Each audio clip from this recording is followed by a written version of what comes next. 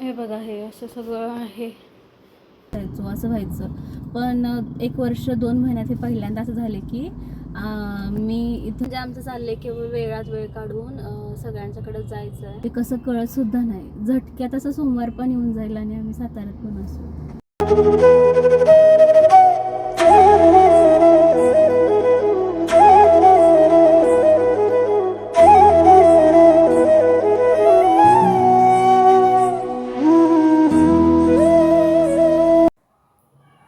हाय, hello, नमस्कार. Welcome to Nisha lifestyle blog and it's a new day, new beginning and day starts with all you lovely and beautiful people.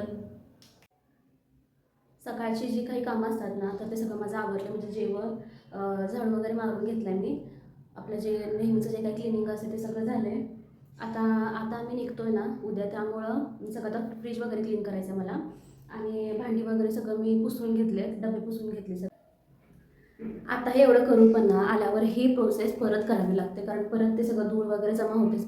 नाही म्हटलं तरी आता तिकडं almost एक 6-7 दिवस तरी आमचे मोडतातच, कारण मध्ये सॅटर्डे संडे पण आला आहे त्यामुळं. नाहीतर मग यायला लागलं असं परत आम्हाला.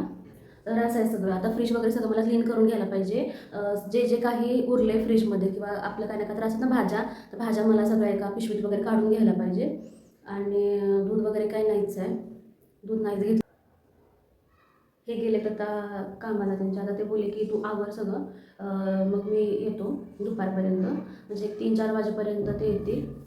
त्यानंतर मग आम्ही आवरून मग आम्ही जाऊ, असं सगळं प्लॅन आहे. त्यात मला सगळं हे वाइंड अप करून घ्यायचं आहे. बॅग त्यांनी काढून ठेवल्या, ते येतो बोललेत मगच बॅग भरणार आहे मी, कारण मग ते माझं एकदा त्यांचं एकदा असं नको. आणि बॅग मात्र तेच भरतात, कारण ते व्यवस्थित भरतात, पण मला काय त्याचं ते जमत नाही. पटपट पटपट ते भरून टाकतील आल्यावर.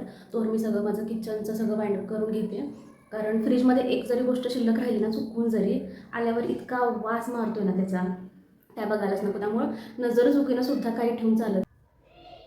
आणि ना आज आभाळचं आहे, आज पण ऊन जरासुद्धा नाही आहे आज, त्यामुळं बहुतेक पाऊस पडणारच आहे. कपडे इतके आहेत ना, म्हणजे धुतलेले कपडे मी वेगळे आहेत ते, आणि हे कालचे धुतलेले अजून वाळलेले नाही. थांबत मला हे बघा, हे अजून बाथरूममध्ये नाही शिल्लक आहेत. सगळं असं झालं आहे बघा, हे वातावरण असं झालं आहे सगळं. त्यामुळे कपडे एकतर आता मला ह्या कपड्यांचंच टेन्शन आलं की म्हणजे आता हे निम्मे सुकलेत, त्यात ते न्यायचं म्हटलं ना तर वास मारणार त्या कपड्यांना. त्यामुळे असे अजून थोडे कपडे आहेत की जे मी धुतलेले नाही. जर का ते धुतले ना तर आता नितळणार पण नाही ते, तर तसंच मला ते तसंच मी नेणार आहे. तिथं काय आहे आमचं मशीन, त्यामुळं ते तिथं गेल्यावर लावेन. बाकी सगळं झालं, आवडले माझं. आता मी फ्रीज सगळं क्लीन करते आणि मी जे जे काय करते तुमच्यासोबत शेअर करते, कारण घाई गडबड भरपूर आहे.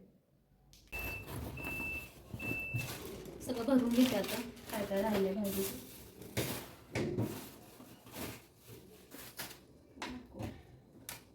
लिंबू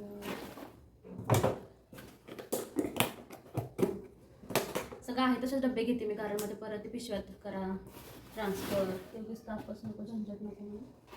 चटणी तर जरा उरलेत ना ते भांडे वगैरे सगळं जरा मी क्लीन करून घेते, फ्रीज पुसून घेते, त्यानंतर मग आपण भेटू.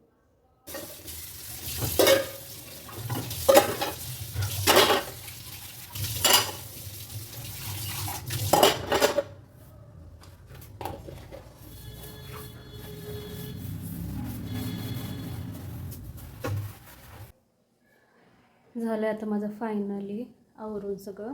फायनली म्हणजे अजून ते यायचं आहे, जेवायचं आहे, आवरायचं आहे, मग जायचं आहे. हे सुरूच राहतं जाईपर्यंत. बाकी ओके आहे सगळं.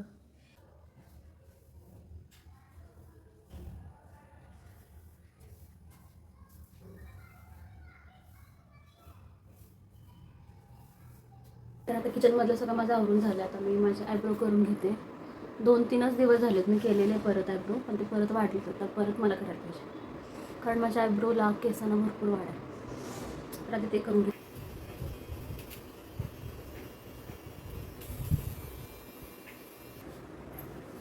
माझं मेकअप पाऊच वगैरे सगळं ह्या बॅगमध्ये घेते. माझं ह्या सगळं बसेल, पाऊचेस वगैरे सगळं पटपट भरून घेते.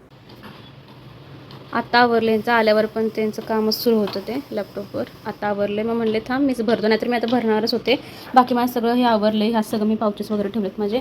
त्यांचं पाऊच तयार आहे, इथे ही बॅग आहे, तिथं सगळं फ्रीजमधलं सगळं आहे काय काय उरलेलं. आता हे सगळे एवढे कपडे आहेत, त्यांना म्हटलं आधी तुमचं भरून घ्या बॅग, मग माझे कपडे देते.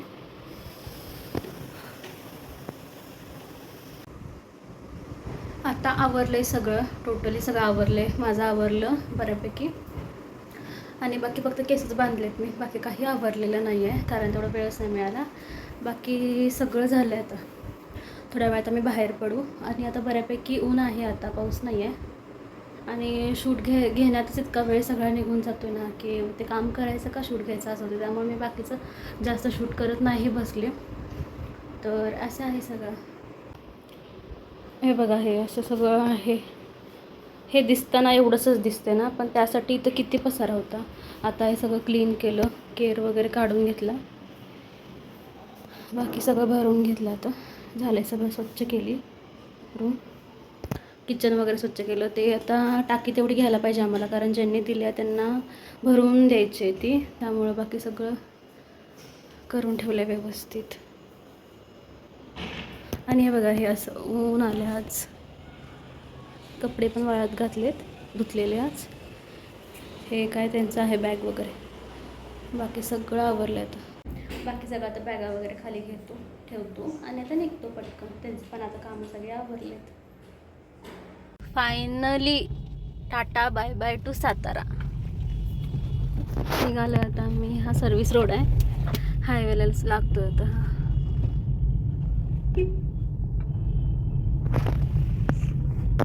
कसं वाटतंय मग तुम्हाला?